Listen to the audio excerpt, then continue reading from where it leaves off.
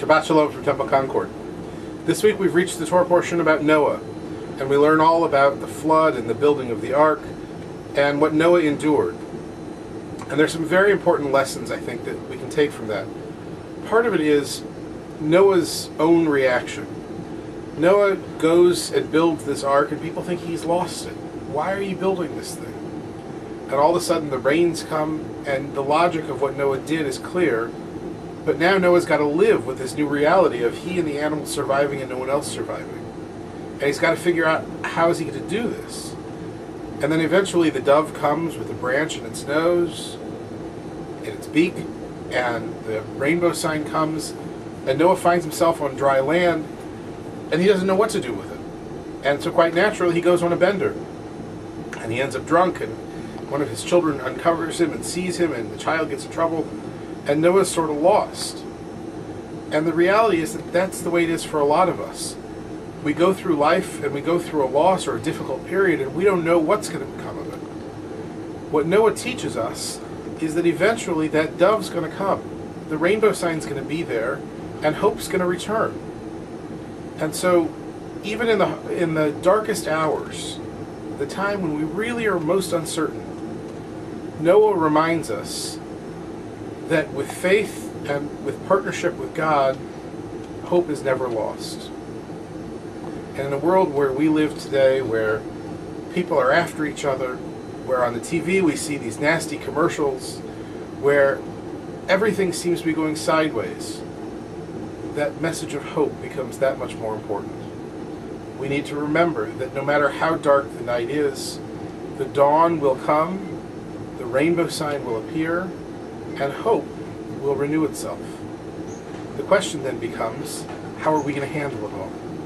Are we going to allow ourselves to live through the dark night with fear and trembling, knowing that it's not going to be forever? Or do we let the fear control us? And I believe that it's the Jewish imperative to say that hope always trumps fear. That fear is real and it's a part of who we are, but so is hope, and hope always wins. Hope is the definition of the Jew. Hope is what we are. Hope is what we aim to create. Hope is the top of our goal.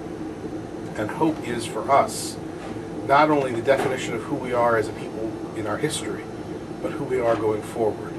We are a people who are eternally hopeful, eternally waiting for that dove to come, waiting for the rainbow sign, waiting knowing that the darkness of our current day won't last forever. I hope you'll join us for Shabbat this Friday evening and Saturday morning. Friday night services are at 6 p.m. Saturday morning services are at 11, preceded, of course, by Torah study at 10 and text study at 9. As I hope you've heard by now, the congregation is beginning a congregational read of a book called The People of the Book, and by Geraldine Brooks. And the book is all about this book, which is the Sarajevo Haggadah. This is actually a facsimile copy of the Sarajevo Haggadah. And so it tells the story of how this book was preserved and how this book helped inspire hope throughout generations and helped inspire people who were living through dark times. It's a fascinating read, and I hope you'll be a part of it and join us with it. Next week we have all sorts of wonderful activities going on at the temple. Talmud on Tuesday. And in early November we have the next in our Goldenberg series with Daniel Asher, which is going to be a wonderful evening. And our Israel trip is coming soon, so I hope you'll join us. Israel is like no place on earth, a country entirely built on hope. Israel is a place where hope springs eternal, and where you can feel walking in the streets how hope can be grabbed and gained and nurtured so that a people can live in hope even as their neighbors plot terror. It's an extraordinary place to be. I hope you'll join us on our Israel trip. Sign up is filling up fast, and the deadline is coming up even faster at the end of October. So if you have any questions on the Israel trip, please let me know. For now, though, I wish you a Shabbat of hope. A Shabbat that says, Lamrod HaKol, in spite of it all, no matter how dark the night might be, I still believe that the dawn will come. I still believe that that dove will come flying by with the olive branch. I still believe that that rainbow will shine. And I still believe that together we can create a brighter tomorrow. Shabbat Shalom for now. Look forward to seeing you at the temple.